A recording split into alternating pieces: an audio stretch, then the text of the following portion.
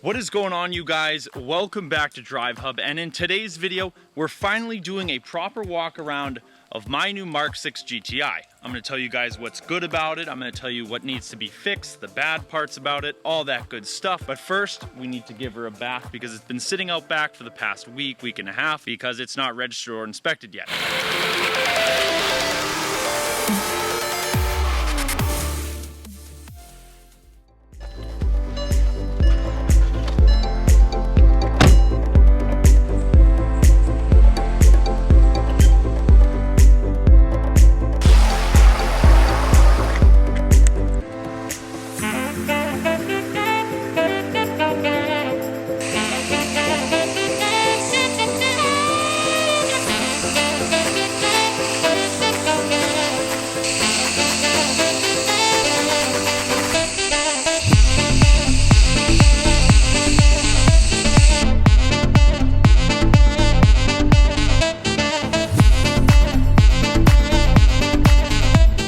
Well, I gave her just a quick wash, nothing too spectacular, but here she is. So first things first, we're just gonna go over a little bit of the basics of the car in case you missed my reveal video where I actually told you guys what I bought. Next, we'll go over all the positives and the pros of the car, and then we'll go over the bad stuff and what actually needs to be repaired. This is a 2011 GTI. It is a MK6, finished in candy white, and the nice thing about it is it's mostly all stock. The way that it sits right now, at least, that won't be staying like that for long. So the first major nice thing about it is that it hasn't been all screwed with. The exterior is actually 100% stock. It's not sitting on coils, it doesn't have aftermarket wheels, and the candy white paint is in decent shape. I'm not gonna say that it's perfect by any means, but it really is a nice, neat little MK6 GTI. This one has just over 148,000 miles on it.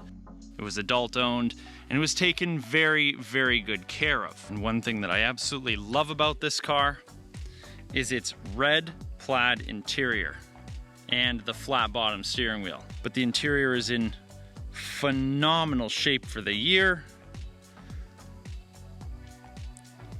Not a rip or wrinkle on any of the seats, even in the back.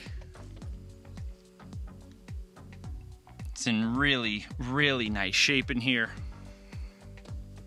And of course, third pedal down there, it is the 6-speed manual. Wouldn't have it any other way. Beautiful flat bottom perforated leather steering wheel, nice hand grips, a very, very aggressive steering wheel for what this car is. Throw the key in here. Got the touchscreen infotainment system.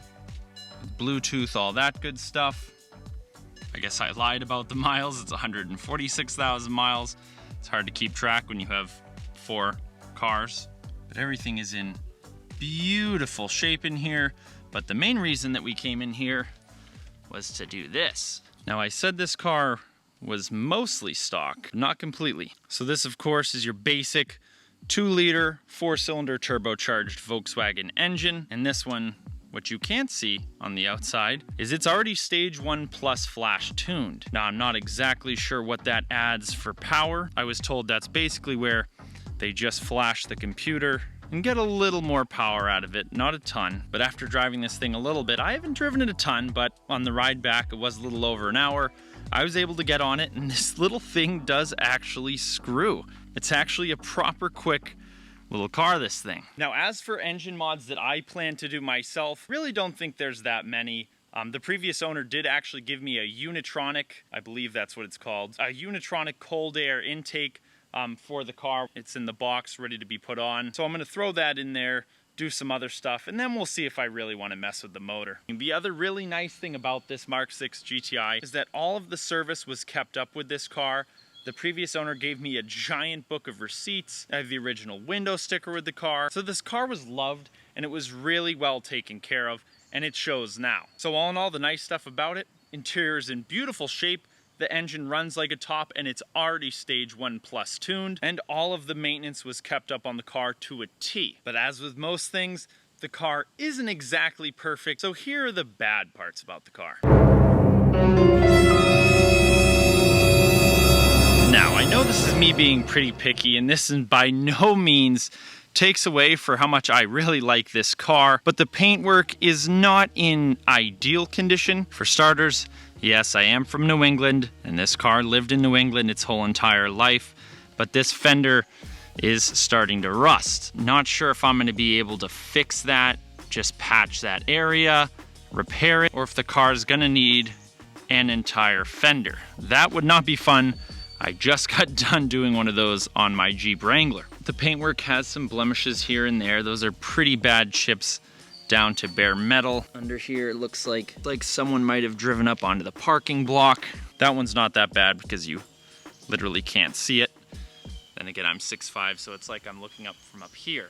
Only a tiny bit of rust just starting down there. Now the mirror up here, I'm not sure if this is a mirror cap or what. It looks like a game of mailbox destruction went wrong and they swung the bat into the mirror. That's not actually what happened. I'm just messing with you guys. Actually, it could have happened, but it's cracked. Doesn't look very good. Maybe I'll just get some new mirror covers, maybe some carbon fiber or black ones. If you guys have any ideas, let me know down in the comments section. Another little spot of rust right here. Looks like it started out as a chip. The paint is actually flaking around it, you can see. That one's nice and small and will be able to be repaired pretty easily. And over here, this is the only other really not great spot on the paint. I don't know if something fell on the car. This is down to primer and bare metal, but that's something that will be able to get touched up pretty easily. The rest of the paintwork is in pretty nice shape, and there's no major stuff back here. The front is where it really looks like it took the majority of the beatings, and saying that is even a stretch because it's really not that bad. I just couldn't go around saying, oh, my car is perfect. I had to show you guys some of the negative things about it. Only other negative of the car is the wheels, which I'm still not sure if I'm a fan of. I know these are factory GTI wheels. Not sure if, I don't know, sometimes I like them, sometimes I don't. But some of them are not in the best shape. When I say some of them, actually most of them. Most of them have some form of curb rash on them. Some a little more serious than others. And I'm not sure if this is factory, but the brake calipers are painted red and they look like they're in pretty rough shape. From a distance it looks cool, but when you get up close to the car, you can definitely tell their age. So not sure if that's factory, but that's definitely something that I want to touch up and clean up. And right about now in the video is where I normally jump in the car and tell you guys how it drives. But in this case, I haven't even registered or inspected this GTI yet. I've been too caught up with the whole C5 conundrum. But I can assure you guys, I did drive this car over an hour, a little over an hour, on the previous owner's plates with his permission to get it back to my house. And during that drive, the car went phenomenal. It was smooth as can be, very powerful and very quick for a little car, and it made no noises or squeaks or squeals or anything that makes me afraid. So be sure to comment down below what you guys would like to see me do to this MK6 GTI, any mods you want to see me put on it, or any adventures that you want me to bring this on. Now for updates on the MK6 GTI build before YouTube, you can check out my Instagram at DriveHub__. Be sure to give this video a thumbs up if you enjoyed it, and don't forget to subscribe if you haven't, and hit that notification bell. That's it for me today. I'll catch you guys in the next one. Happy motoring.